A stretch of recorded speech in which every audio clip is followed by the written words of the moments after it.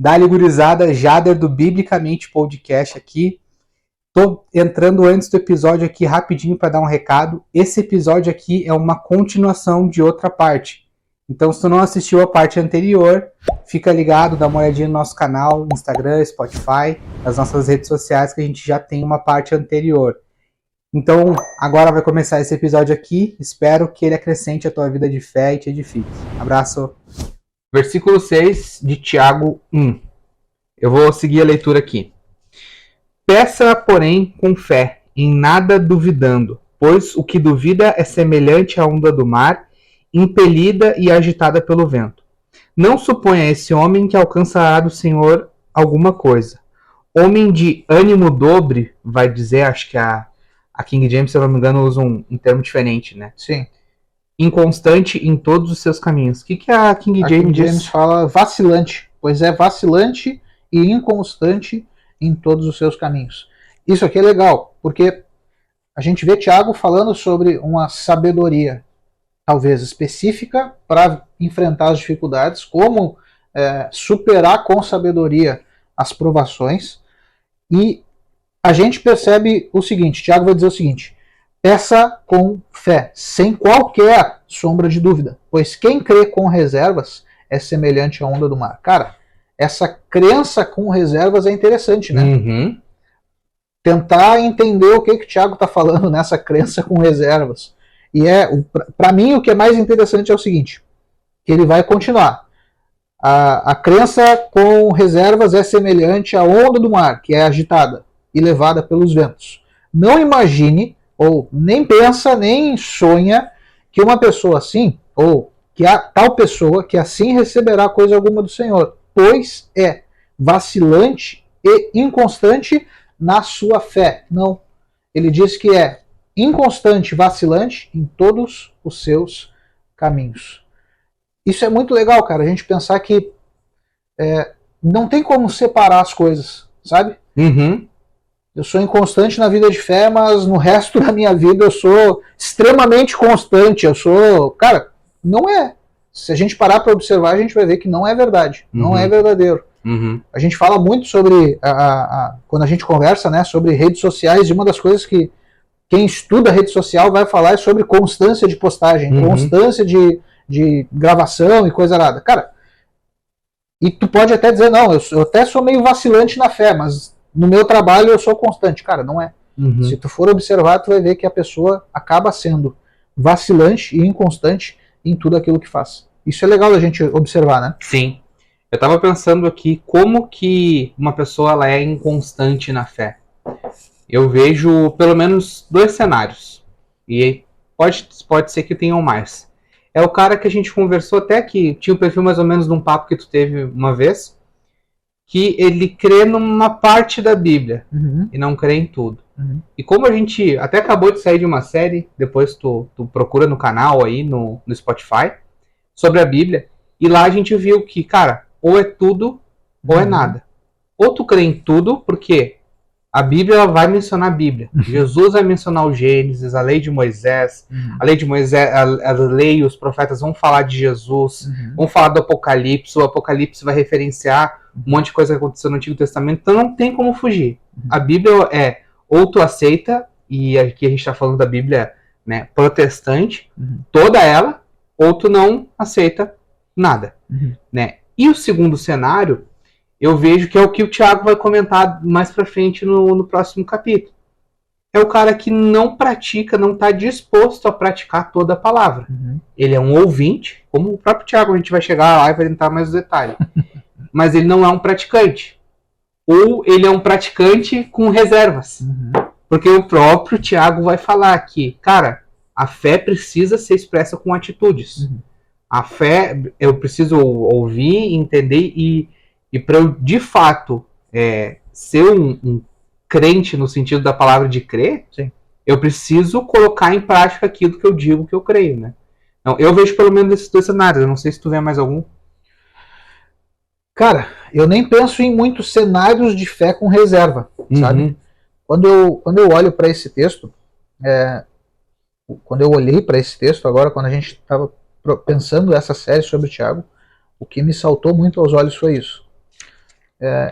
o cara é inconstante em todos os seus caminhos. Isso me fez lembrar um texto que a gente já leu e a gente fala direto aqui, que é o Salmo 1, né? Sim. O Salmo 1 vai falar de um cara que se observa, então é um salmo de bem-aventurança, né? Bem-aventurado é o homem.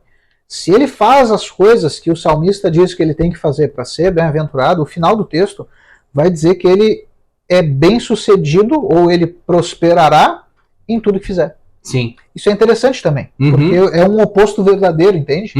Se eu tenho essa reserva de fé, se eu estou nesses dois grupos aí que tu mencionou, e eu sou inconstante, eu vou automaticamente ser inconstante em tudo que eu fizer. Sim.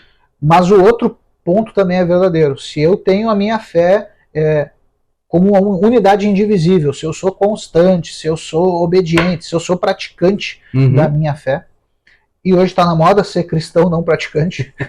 Até pouco tempo atrás isso fazia parte só do catolicismo, né? Sim. Católico não praticante. Hoje não. Hoje a gente tem evangélicos não praticantes, a gente tem pessoas que dizem, não, eu sou cristão, mas não sou praticante. Enfim, se o cara é fiel em tudo, ele automaticamente também, e não é profetada ou promessa nossa para quem está nos ouvindo ou assistindo, é o que o texto diz. Ele vai ser bem sucedido, ele vai ser bem-aventurado em tudo que ele fizer. O texto até compara, né? O cara que é bem-aventurado, o cara que... Vamos ler o texto lá, cara? Vamos. Esse texto acho que vale a pena a gente deixar Tiago de molho aqui um pouco. Cara, e não, na verdade nem é Tiago de molho, porque se tu vai olhar o próprio texto de Tiago, ele faz um raciocínio bem parecido, nessa do ouvinte praticante, sim, inclusive usando o mesmo termo, né? Sim. Salmo 1 diz assim: abençoado com felicidade é o homem que não segue o conselho dos ímpios, não se deixa influenciar pela conduta dos pecadores e nem se assenta na reunião dos zombadores. Ao contrário, sua plena satisfação está na lei do Senhor. Então, isso tem a ver com fé. E na sua lei medita dia e noite. Ele é como árvore plantada à margem de águas correntes, que dá o fruto no tempo apropriado e suas folhas não murcham. Tudo quanto realiza, prospera. Verso 4. Não é o que ocorre com os ímpios. Ao contrário, eles são como a palha que o vento carrega. É parecido, né? O raciocínio. Percebe? Tá muito próximo um texto do outro. Verso 5. Por isso, os ímpios não sobreviverão ao julgamento e nem os pecadores na congregação dos justos.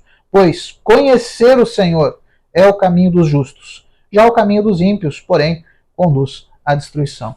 Cara, é o que tu falou antes. Não tem como a gente ser seletivo. É a história do evangelho personalizado, né? Eu vou personalizar um evangelho e eu vou crer no que me interessa da Bíblia e eu vou descrer ou eu vou ignorar completamente o que está escrito no trecho que eu não concordo. Isso não funciona. Por quê? Porque a Bíblia está o tempo todo se autorreferenciando, ela está o tempo todo conectando uma coisa com a outra, e Tiago não é diferente. Como a gente já falou, o texto, a carta de Tiago, ela vai se aproximar muito, tanto dos Salmos quanto dos Provérbios. Por isso, ele dá essa ênfase, parece que já no capítulo inicial, sobre sabedoria. Ainda que não seja a sabedoria lá de Provérbios, mas ele dá ênfase à necessidade de buscar entender, que nem a gente leu na Bíblia Viva, né? Pedir a Deus o entendimento, a compreensão de como proceder, como agir diante das provações e diante das dificuldades. Eu acho isso legal, cara. E ele segue um pensamento que o próprio escritor de Provérbios, né, provavelmente é Salomão nesse texto, ele está falando lá de Salmos e ele vem falando do ânimo dobre, né, e depois também limpar o coração, ele vai falar no episódio, no capítulo 4, que é o homem interior, ele vai pautar o interior, ele vai pautar como tu te comporta, né, o que tu tem dentro de ti. E Provérbios fala, né, acima de tudo, porém, guarde o coração, porque deles procedem todas as saídas da vida. Todas as saídas da vida. Né? Então, a gente vê essa construção dos conceitos também muito bem vinculada. Né? Não tem como a gente conseguir separar, não tem um fundamento sem o Antigo Testamento, né? Não tem uma clareza maior sem o Novo. E Tiago, ele vem pontuando e vem trazendo coisas assim, bem específicas. Né? Sim. Vamos adiante? Vamos. Quer ler o 9, hein? Verso 9. Vamos ler do 9 ao 12 aqui. Contudo, o irmão de condição humilde deve gloriar-se em sua dignidade. O irmão rico deve orgulhar-se em sua pequenez, pois ele também passará como a erva do campo. Porque o sol se levanta com seu calor intenso e seca a planta, cai. Então a sua flor e toda a sua beleza e glória desvanecem. Da mesma forma, o rico definhará em meio a seus muitos compromissos. Feliz é a pessoa que persevera na provação, porquanto após ter sido aprovado, receberá o prêmio da coroa da vida. De novo, né? Se a gente olha para a divisão do texto, eu atravessei uma linha. Sim. Mas quando a gente pensa no raciocínio, quando a gente lembra que Tiago não escreveu em blocos, é uma coisa inteira, o verso 12 está muito mais conectado ao anterior e ao raciocínio que ele vem construído. Não é uma coisa solta, não é. Tiago não está inaugurando a caixinha de promessa, pega a parte que te interessa e vai. Não, Tiago está desenvolvendo um raciocínio. Por isso, eu achei interessante a gente ir até o 12. Por quê? Porque Tiago ele está falando sobre provação. Ele fala que a gente tem que considerar motivo de alegria. Ele diz que a gente precisa pedir sabedoria para Deus para enfrentar essas provações, essas dificuldades, sejam elas quais forem. Aos destinatários da carta era especificamente perseguição por causa do cristianismo, perseguição Sim. por serem judeus que disseram, não, nós cremos, Jesus é o Messias, Jesus é o Cristo.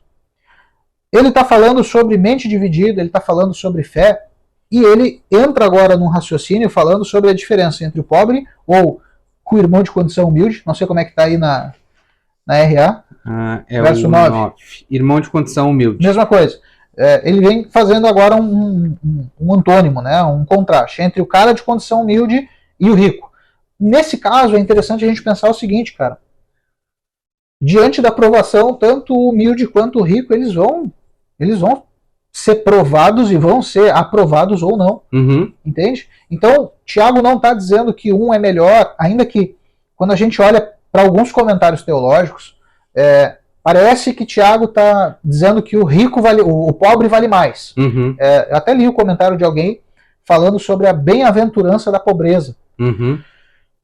Não me parece que Tiago esteja falando sobre isso.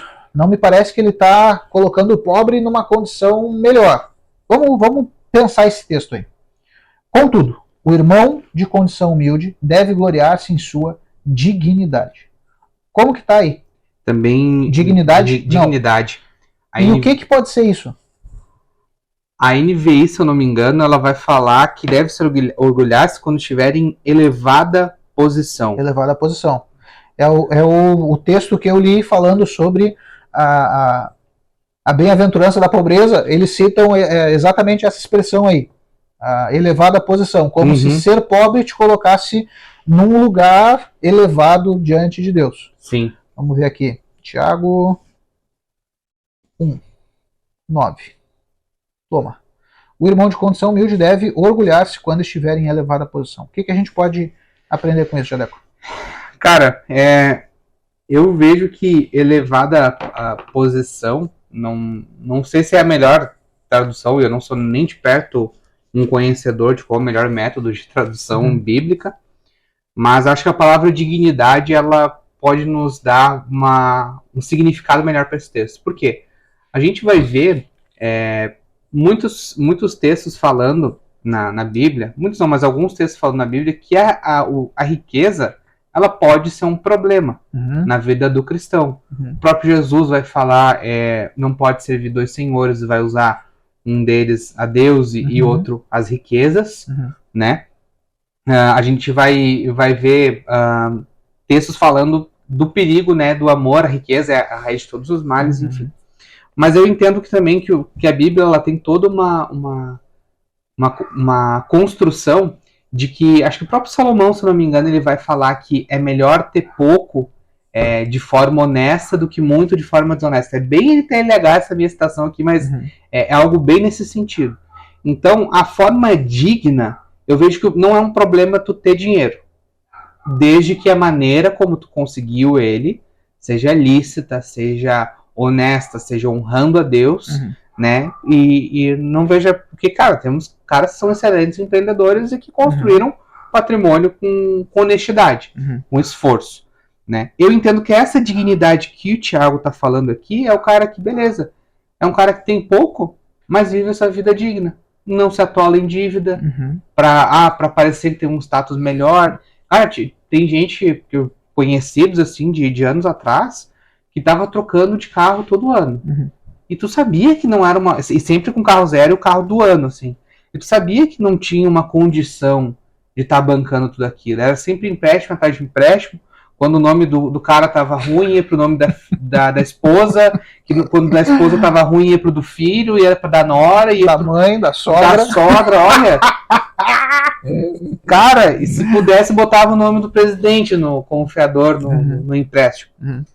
Não, é um cara que tinha condição, ok, não era rico, não era super miserável, Uhum. mas não tinha dignidade, devia para meio mundo. Uhum. Então, eu vejo nesse cenário aqui essa como a melhor definição. Tipo, é um trabalho digno, o cara trabalha, se esforça, não ganha muito, mas vive a vida no padrão dele e não é um caloteiro, é um maluco.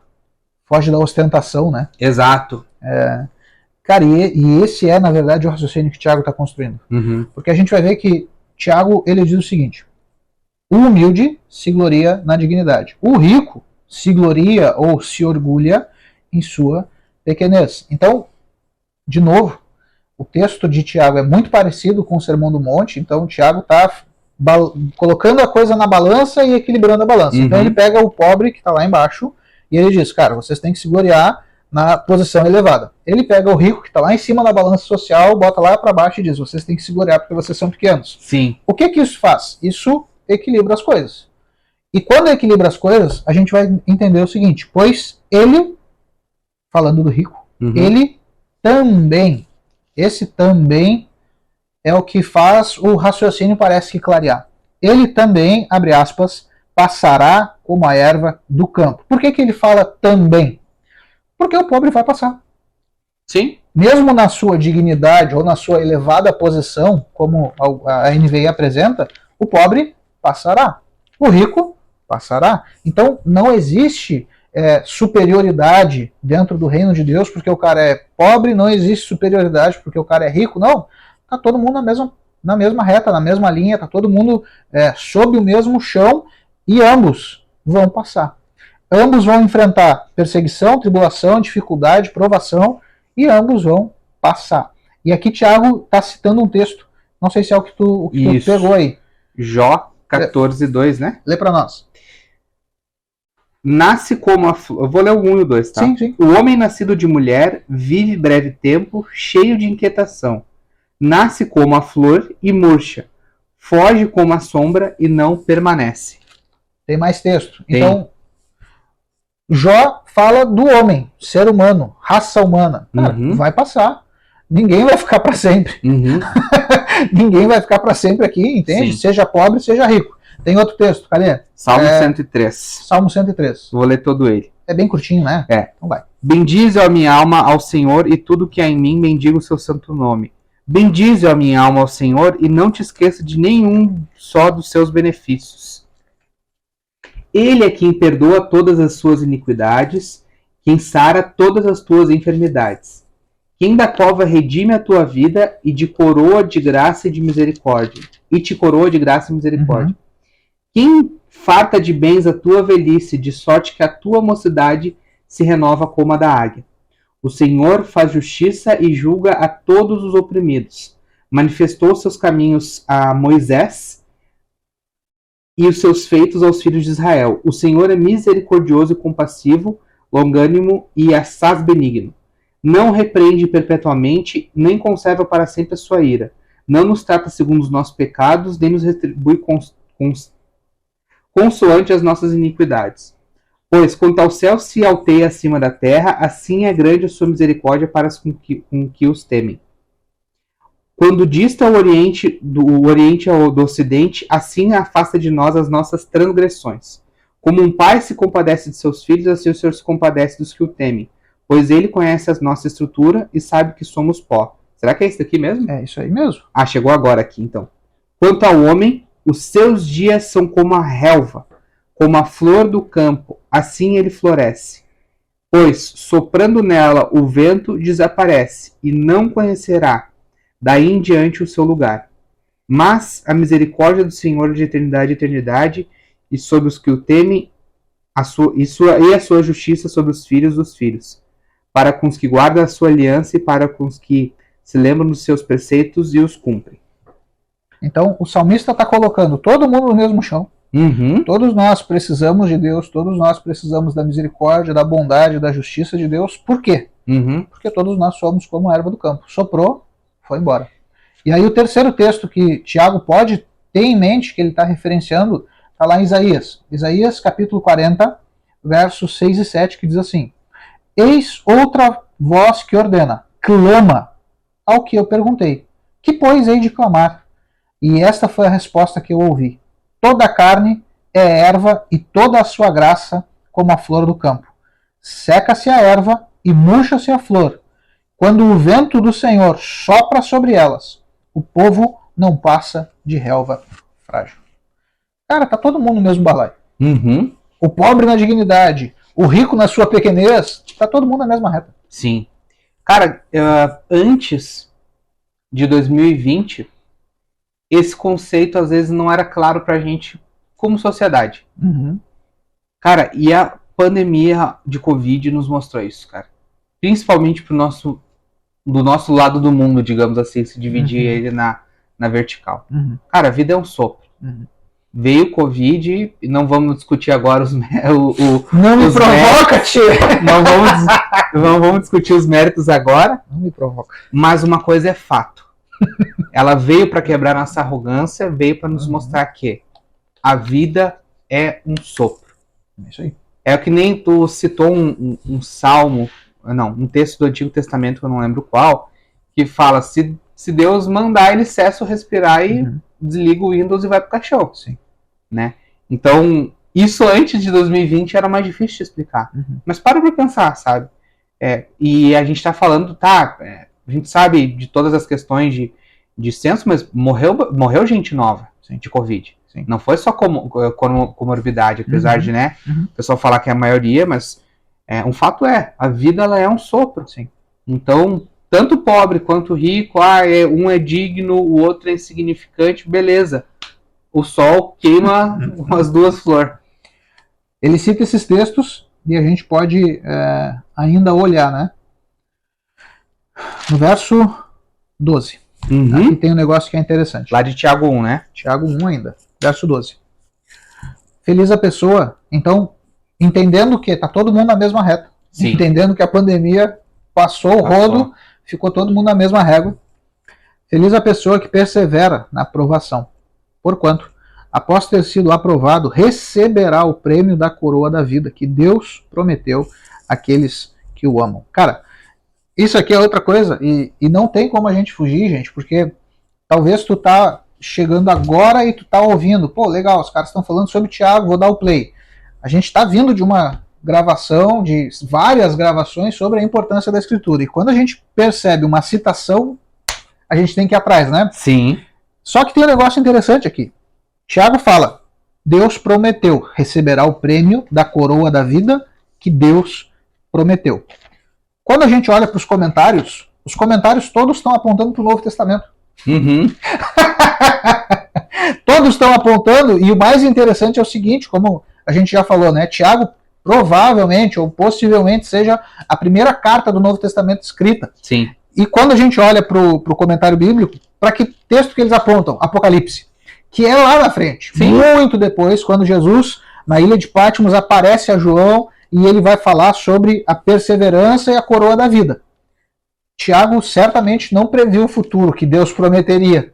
Tiago olha para trás. Ele olha para a Escritura e a gente vai dar uma garimpada nesses textos sobre a coroa da vida. Que promessa é essa? Do que Tiago está falando? De onde que ele tirou essa promessa? Se até então no Novo Testamento ninguém falou sobre essa coroa da vida. Lê para nós aí, Brunão. Talvez seja legal tu abrir aí, porque ele usa um termo aqui que não foge, mas é um pouco mais distante de coroa para o nosso dia a dia. Mas eu vou ler aqui, tá? Salmo 149, versículo 4. Dale. Porque o Senhor se agrada do seu povo e de salvação adorna os humildes, né? Adorna é tipo um acessório, né? Um adereço. Isso aí. Mas é legal, aqui de repente é coroa, né? Vai falar sobre coroação, né? 149, 4. Pois o Senhor se compraz em seu povo e ele coroa de vitória os humildes. E aqui humilde não tem a ver com quem é pobre ou quem é rico. Aqui humilde tem a ver com aquele que se humilha diante de Deus, daquele que reconhece, como o salmista do Salmo 103 que tu leu, reconhece que tudo vem do Senhor.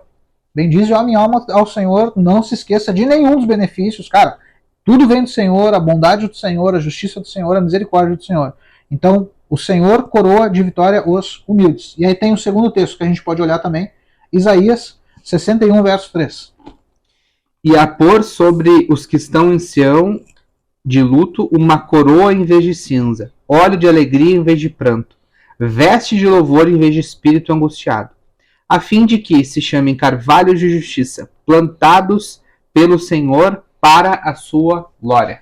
Percebe como está próximo o contexto de perseguição, provação e coroação de um povo que está também em dificuldade, afligido, preso, doente? Em luto. Em luto. Então, não tem como a gente fugir daquilo que está escrito.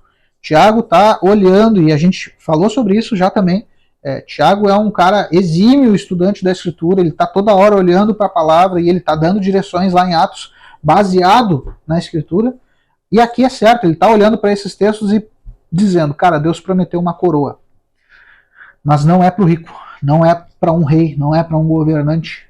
Ele está prometendo coroa para o humilde, ele está prometendo coroa para o cara que está considerando motivo de alegria passar por provação, para o cara que está pedindo sabedoria para Deus para enfrentar a provação, para o cara que sendo pobre reconhece que tem valor para Deus, o cara que sendo rico reconhece que não é nada sem Deus. Então ele coloca todo mundo na mesma linha e diz, feliz é a pessoa que persevera na provação. Por quanto?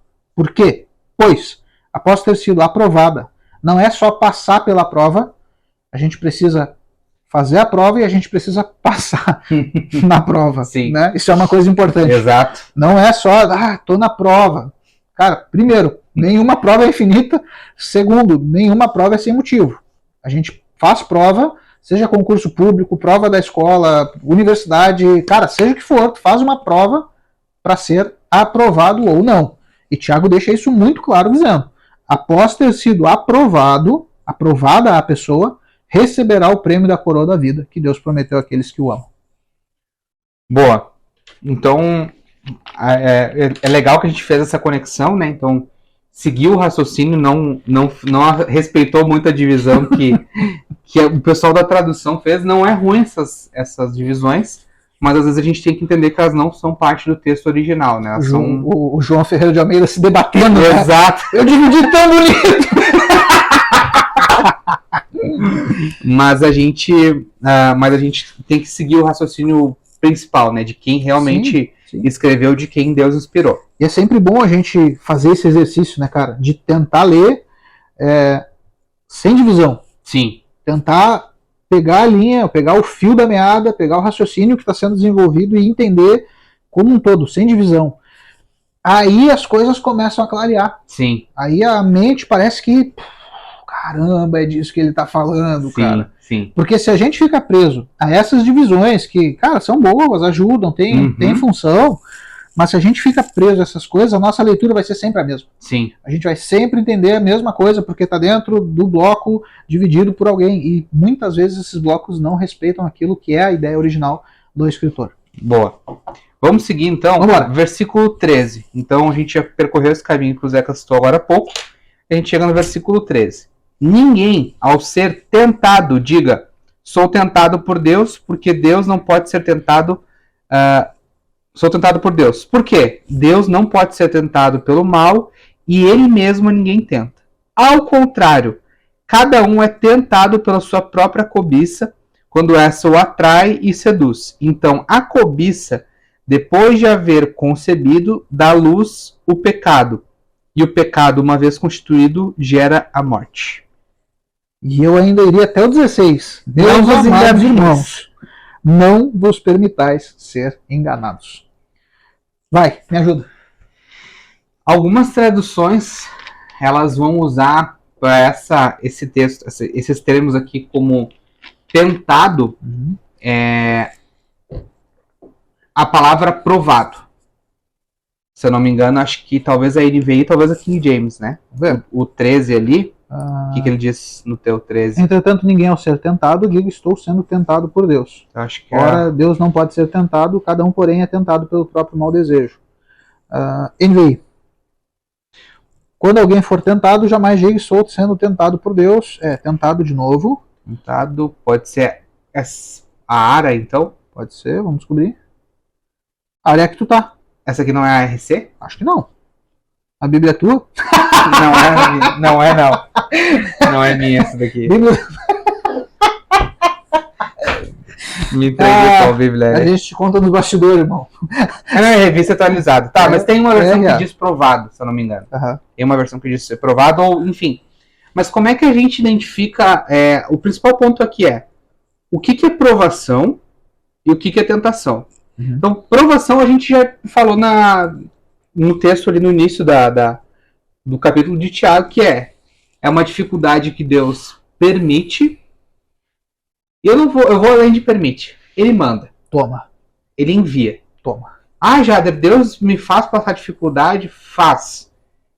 Se tu não viu depois a parte anterior sobre a carta de Tiago, vai ver que a gente explica mais no detalhe o que é aprovação. E sim. E a gente vai ler o texto que diz. Exato. É coisa da cabeça de vocês. Então vamos lá ver o que é aprovação. Vamos ver o que Deus faz com o povo escolhido, eleito por ele, liberto. Tá? E aí tu não vai me incomodar mais com isso. Que isso, tá? Irmão! Então vai parar de compartilhar e coisa. Que eu sou o cheiroso de Jesus. Jesus não nos aguenta mais. Editor, abre aí aspas e bota hashtag desabafo. Editor sou eu mesmo.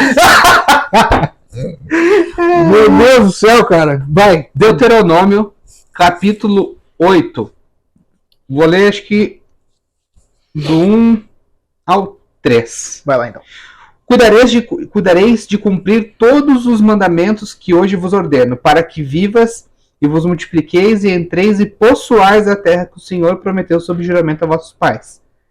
Recordar-te-ás de todo o caminho pelo qual o Senhor, teu Deus, te guiou aonde? Na terra prometida? Não, no deserto. Estes 40 anos, para quê? Para te humilhar, para te provar, para saber o que estava no teu coração, se guardarias ou não os seus mandamentos. Ele te humilhou e te deixou ter fome e te sustentou com maná que tu não conhecias nem teus pais conheciam, para te dar a entender que não só de pão viverá o homem, mas de tudo o que procede da boca do Senhor viverá o homem. Então, cara, não tem o que inventar. Não tem o porquê a gente pensar que Deus não manda dificuldade. Mais uma vez, eu falei na parte anterior, ele vai nos provar não porque ele não sabe o que tem no nosso coração, porque Deus sabe de todas as coisas e a gente crê na onisciência dele. Sim. Mas a gente precisa saber o que há no nosso coração.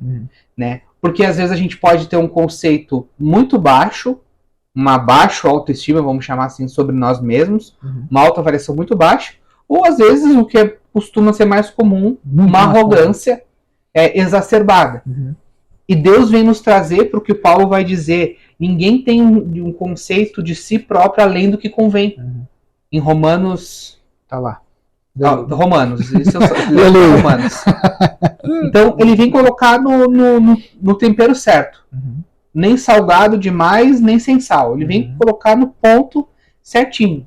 Para dizer que, olha, tu não sei lá, o lixo que tu acha que é, ou que é o mais comum, tu não é a última bolachinha do pacote, a última Coca-Cola do deserto, já que o termo que o pessoal lá conhecia bem. Então, isso é ser provado. É uma dificuldade enviada por Deus, não é pra gente cair em pecado, não é porque ele tá entediado, ele é sádico, não, é para que a gente saiba, para que a gente tenha uma prova, no melhor sentido da palavra, de que a gente não é tudo isso que a gente pensa que é. E a tentação, Zeca? Tentação é uma coisa linda, né? Independente da versão, eu acho que o bom é a gente olhar pro original, né? Sim. E isso que o Jader falou sobre provação, tentação, quando a gente olha pro original e não, nenhum dos dois lê grego, nenhum dos dois lê hebraico, mas a gente tem uma coisa chamada aplicativo.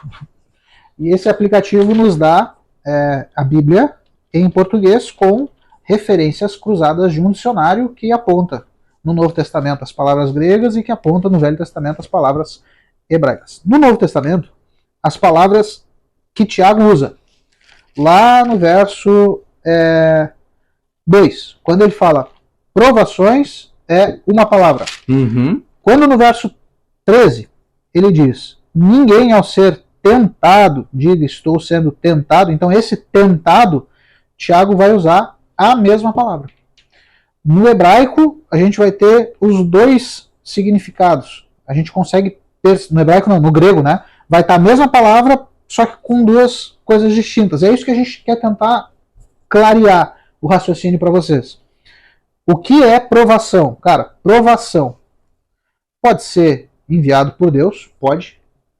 O Jader leu o texto, né, de Deuteronômio. Deus enviou o povo para ser provado no deserto. Sim. Não foi erro de rota, não foi erro de cálculo, não foi falha do Waze, não foi nada disso. Deus envia o povo para o deserto para ver o que tem no coração deles. Tentação não vem de Deus. Tiago deixa isso muito claro. Ninguém diga ao ser tentado, estou sendo tentado por Deus. Por que não? Porque Deus não pode ser tentado pelo mal.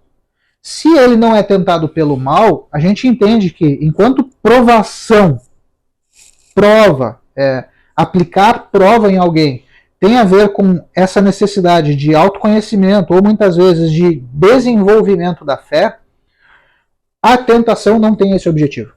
A tentação, ela tem como origem o mal, ou como objetivo causar o mal. Se provação a gente pode olhar para Deuteronômio 8 e acho que sim, é o melhor texto, é o mais, ao menos o mais resumido, né, que a gente pode ler aqui com vocês. Tentação a gente tem vários exemplos na Bíblia, mas talvez o melhor seja o exemplo de Jesus sendo tentado no deserto lá em Mateus 4. Qual a diferença? Provação. Deus envia provação, nos submete à prova, nos põe à prova.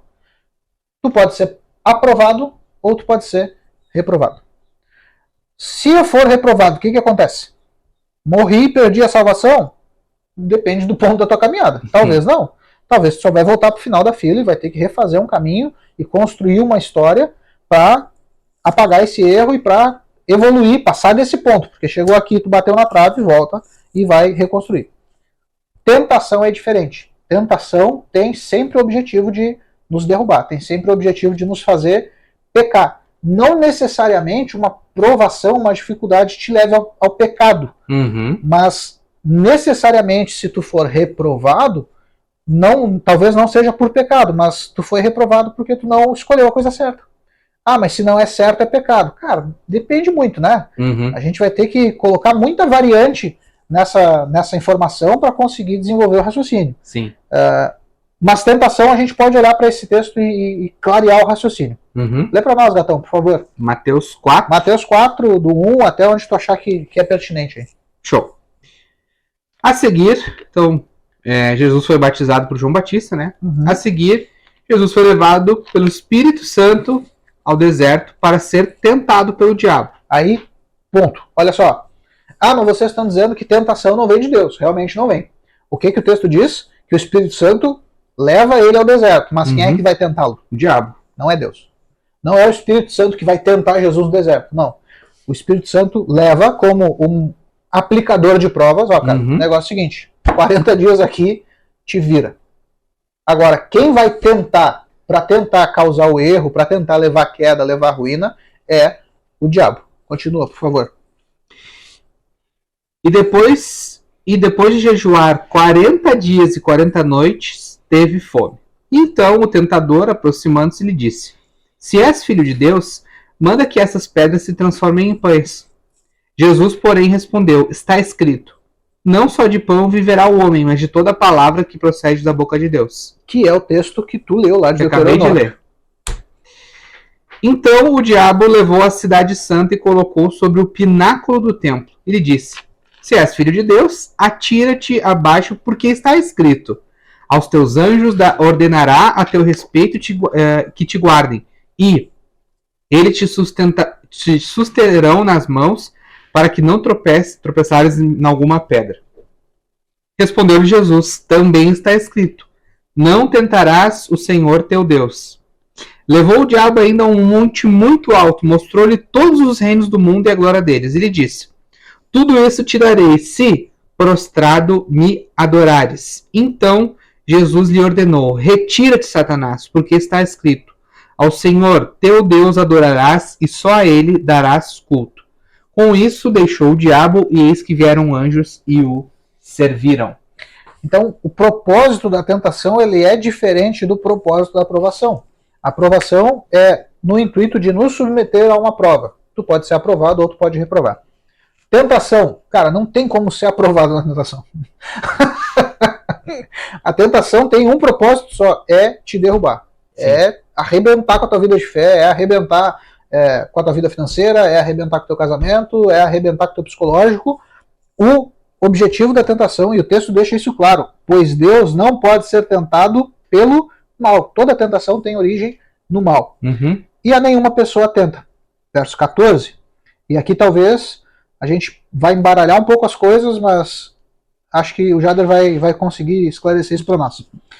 Cada um, porém, é tentado pelo próprio mau desejo, sendo por este arrastado e iludido. Em seguida, esse mau desejo, que é próprio de cada um, que está no íntimo, que está no interior de cada pessoa, em seguida, esse desejo, tendo concebido, ele faz nascer o pecado. E o pecado, após ter se consumado, gera a morte.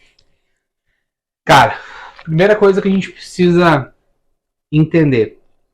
Foi o diabo que tentou Jesus? Foi. E está escrito. Sim. Mas, por que o Tiago está falando então que a gente é tentado pela cobiça? Uhum. Aí a gente olha para o texto lá em que Jesus foi tentado. Fala que Jesus jejuou 40 dias e teve fome. Tava galgo de fome. Tava, olha, torto. E no deserto, vale Sim. constar. Extremamente quente de manhã, extremamente frio de noite. O que é a primeira coisa que o diabo oferece para Jesus? Comida. Uhum. Para um cara que está 40 dias no deserto, né, numa situação precária, não, por mais que já tivesse um mínimo de casas e coisas na época, não devia ser muito boa. Não, o pessoal não. Tirando os malucos que nem João Batista, o pessoal não ficava muito no deserto. Então, e vem e traz pão. Porque certamente, não é nem suposição, estava escrito, Jesus estava com fome. Teve fome. Então, a partir desse desejo, que não necessariamente é um pecado, fome, né? Foi Deus que nos fez com fome, o diabo veio tentar ele a sair desse tempo de jejum em que ele estava. Por causa do desejo dele. Então, a primeira coisa, e aí é que vem de encontro com o texto do Tiago. O desejo, a tentação, mas ela começa de acordo com o nosso desejo, com a nossa cobiça. Jader, tu tá tirando isso da tua cabeça. Vamos dar uma olhadinha lá. Vamos pro primeiro pecado. Gênesis, no capítulo 3. Eu vou ler só o versículo 6. Talvez um dia a gente vai fazer uma série, vai ter que ir, né? Uma série só sobre o pecado, né? Ia ser lindo. Vai ser bonito, mas não é a intenção é aprofundar tanto nesse tema, mas acho que a gente tem que entender o mínimo para desenvolver o raciocínio. Sim. Quer ler aí? 3:6? Gênesis 3:6. Quando a mulher observou que a árvore realmente parecia agradável ao paladar, muito atraente aos olhos e, além de tudo, desejável para dela se obter sagacidade, tomou do seu fruto, comeu-o e o deu a seu marido, que estava em sua companhia, e ele igualmente comeu. Boa. Olha que interessante. Então, a serpente chegou, fez a proposta ali para Eva, que eles seriam iguais a Deus, né? Satanás, né? na serpente. E ele usou o termo ali, desejável, tanto na King James quanto na Almeida. Então, o diabo, sim, ele tentou Eva, mas a partir do quê? Do desejo que ela tem. Então, a tentação, ela age através do nosso desejo. Mesmo depois que a gente se converte, depois que a gente se converte, não tem situações que às vezes nos irritam muito, ao ponto de nos deixar irado? Tem. Mas esse desejo de ira, ele só vai se nascer, ele só vai conceber, como o Tiago diz, se a gente transformar esse desejo num ato pecaminoso. Sim. Se a gente refrear com a ajuda do Espírito Santo esse desejo, a gente não vai pecar. Agora, no momento em que eu cedo à tentação, eu peco, e aí o Jader volta lá no final da fila e recomeça tudo de novo. Então, essa é a diferença. Sim, o diabo tenta, sim, mas a partir do nosso desejo. Para quê? Para a gente ser aprovado? Não, para que a gente peque. Ah, quer dizer então que não vale a pena vencer a tentação? Não, a gente Pelo contrário. é a obrigação vencer a tentação, né? Mas o principal objetivo dela, o propósito dela é nos derrubar, é nos levar ao pecado e, por consequência, como o próprio Tiago vai dizer aqui em versículo 15, gerar a morte. Então, o desejo que dá a tentação influencia no desejo, o desejo, quando é praticado, nasce o pecado, né? Dá a luz e aí nasce o pecado a partir desse desejo. E aqui já vale a gente fazer duas observações, né? Primeiro, o texto lá de Gênesis não fala em maçã, gente. Quem disse que Eva comeu uma maçã tá viajando. Não tem maçã, só fala que é um fruto, a gente não sabe qual é. Não é NTLH que bota. Não faz assim. Não faz assim. A gente não sabe qual é o fruto. Segundo, que é a pergunta chave, né? Tá, então, o meu desejo concebe, faz nascer o pecado, quando eu consumo o pecado, então gera morte. Quer dizer que eu vou morrer? Não necessariamente. Não literalmente, talvez seja a melhor expressão, né? Por quê? Porque Eva comeu o fruto e não morreu. Adão comeu e não morreu. Então, que morte? Como que a gente pode exemplificar para quem está com a gente na mesa que morte é essa? É a separação de Deus. Se a gente seguir na própria leitura de Gênesis 3 lá, o homem não tinha pecado até aquele momento e pecou. Então, tomou consciência de que estavam nus e tudo aquilo. Deus fez veste para eles e expulsou eles do jardim. Né? Então, expulsou eles da presença dele. Né? Então, essa morte, ela é separação de Deus. Né? Assim, de forma bem básica. Né? Porque Deus é santo e não pode ter comunhão com o pecado. Né? Então, aí nasceu aí se mostrou à humanidade a necessidade de um salvador, né? Para que o homem possa voltar a ter comunhão com Deus. Mas a morte é bem simples. Separação do Deus que criou os céus e a terra, né? Soprou vida em nós. Desenhando, então. Provação é submeter à prova. Tu pode ser aprovado, que é o desejo de Deus. Sim. Sempre que nos prova, é a nossa aprovação. Ou tu pode ser reprovado e vai voltar e vai ter que refazer o caminho. Tentação. Não tem o que fazer. Tu tem que fugir da tentação. Paulo vai falar sobre isso, né? Tiago fala que o diabo a gente resiste. Paulo, quando fala das obras da carne, diz que a gente tem que fugir. O próprio Pedro também vai falar sobre essas coisas. Então, tentação nunca vai ser para nos melhorar. Nunca vai ser para nos aperfeiçoar. Vamos usar essa expressão. Tentação sempre vai ser para te arrebentar, irmão. Vai ser para te arrebentar. Como que resolve? Foge. Foge. Sim. Ah, mas fugir é coisa de covarde. Não. Quando se trata de tentação, fugir é sábio. Sim. Foi o que José fez, né? Foi. Quando ele foi tentado, assediado pela esposa de Potifar, e ela agarra o cara e diz: vem, vem, se lave que eu vou lhe usar. Tiago não, José, né? José larga na pernada. Não estava esperando esse meme, né?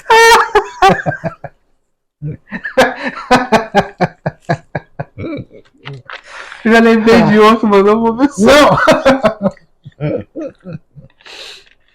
Não! Deixa quieto. Se for uma música, deixa quieto. Não é música. Não? Então tá bom. Deixa eu. Deve ser horrível. Depois a gente vai postar lá no Instagram. Não vai não. Que horror. Vamos adiante então? Vamos. Verso 17. De novo. O 17 está diretamente ligado com o que está sendo dito antes. Sim, sim. Verso 17 diz o seguinte: toda boa dádiva e todo dom perfeito vem do alto, descendo do Pai das luzes, em quem não há oscilação, como se vê nas nuvens inconstantes. De acordo com a sua vontade, Ele, Deus, o Pai das luzes, Ele nos gerou pela palavra da verdade, a fim de sermos como que os primeiros frutos de toda a sua criação. Por que é importante a gente conectar o que está sendo dito aqui com o que foi dito anteriormente. Porque, de novo, lá no começo, o Tiago faz o contraste, né? Entre o humilde, o pobre, que tem condição elevada, o rico, ou o rico, que não é nada diante de Deus. O Tiago está trabalhando com contrastes. Aqui ele acaba de dizer o seguinte: Deus não pode ser tentado pelo mal. Por que Deus não pode ser tentado pelo mal? Porque ele é o Pai das luzes. E na Bíblia, normalmente, quando a gente fala sobre mal, sobre império, o próprio Paulo vai usar, né? Império das trevas. Cara, não tem nada a ver com racismo, Kleber Lucas. Não tem nada a ver com racismo. Não. Escuridão. Cara, não tem nada a ver. Tem a ver com a expressão. Então, Império das Trevas, Reino da Luz. Colossenses capítulo 1, verso 13, se eu não me engano. Aqui, Tiago está fazendo esse contraste. Então, Deus não pode ser tentado pelo mal. Por quê? Porque ele é luz. Porque ele é o Pai das luzes. E ele vai dizer, toda boa dádiva, tudo que for de bom, cara, tudo que for perfeito, vem de Deus. Nada perfeito tem origem em outro lugar. Ah, mas tal coisa é perfeita. Cara, se é perfeito, veio de Deus. Se não for perfeito, não foi ele que fez. Se tiver uma manchinha, não foi Deus que fez. Ah, mas o homem é pecador. Quando Deus fez originalmente, não era. Não era. Era perfeito. Tanto é que o texto de Gênesis, e sim, nós cremos no Gênesis, ele vai dizer, viu Deus que era bom. E no sétimo dia ele descansa, ele cessa da criação. Deus é o Pai das luzes, nele não há oscilação, como se vê nas nuvens inconstantes. Então, tu vê uma nuvem hoje, cara, talvez daqui 10 minutos, dependendo da força do vento, dependendo de rajada de vento, baixa pressão do ar, dependendo, a nuvem mudou. Deus não. Deus é sempre o mesmo. Sempre o mesmo. Sim. Sobre Cristo isso vai ser dito também, acho até que tu anotou aí, né? Ou não? Não, sobre Cristo não.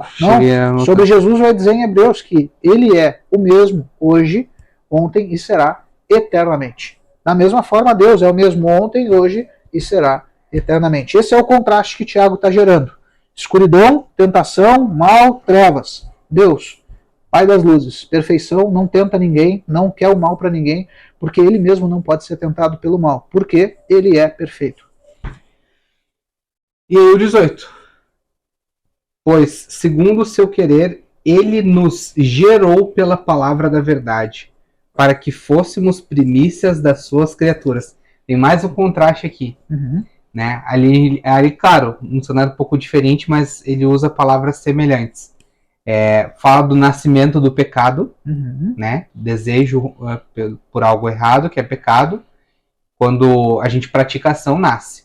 E aqui ele fala que ele, né, a gente tem o pecado, e aqui ele fala, ele nos gerou pela palavra da verdade.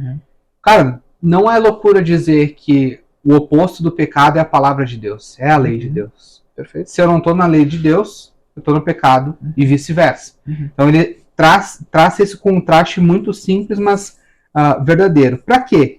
Para que fôssemos como primícia das suas criaturas. Vamos ler o texto, cara, sobre esse novo nascimento, essa geração da parte de Deus. Está lá em Colossenses, no capítulo 1, versículo 5. E se tu quiser abrir 1 Pedro 1:22, acho que daí a gente ganha tempo. Ganha um tempinho. 1:22. 1 Pedro 1:22.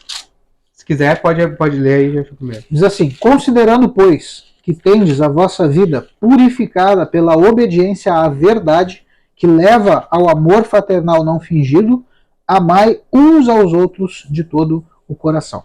Então ele nos gerou pela palavra da verdade. Então a gente tem o nosso coração, a nossa alma, o nosso eu interior purificado pela obediência à verdade.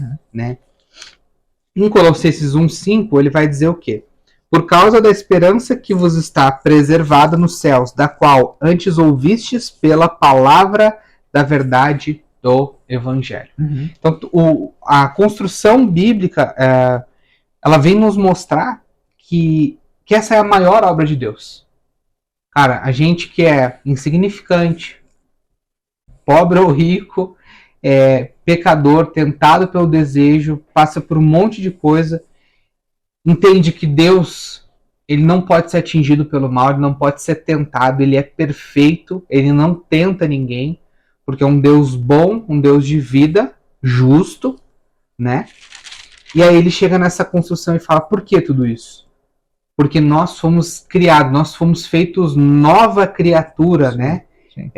Pela palavra da verdade. Ele nos gerou. Então, é um novo Ezequiel, é um novo Jader, é um novo espectador do Biblicamente Podcast, nascido da palavra de Deus. É por isso que a gente está aqui com a Bíblia aberta. Sim.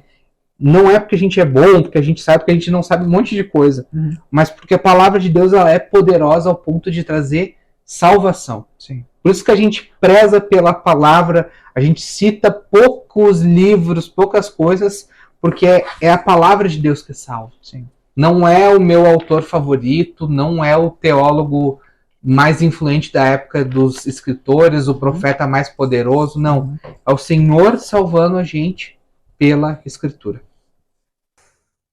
Dali gurizada, Jader do Biblicamente Podcast. Muito obrigado por assistir o episódio até aqui. A gente espera que ele tenha acrescentado a tua vida de fé. Eu tô aqui só para avisar que vai ter uma próxima parte desse episódio, então fica ligado nas nossas redes sociais, no YouTube, Instagram, Spotify, já segue a gente lá, ativa o sininho e tudo aquilo que envolve a rede social e fica de olho que nos próximos dias a gente vai postar a próxima parte. Aquele abraço!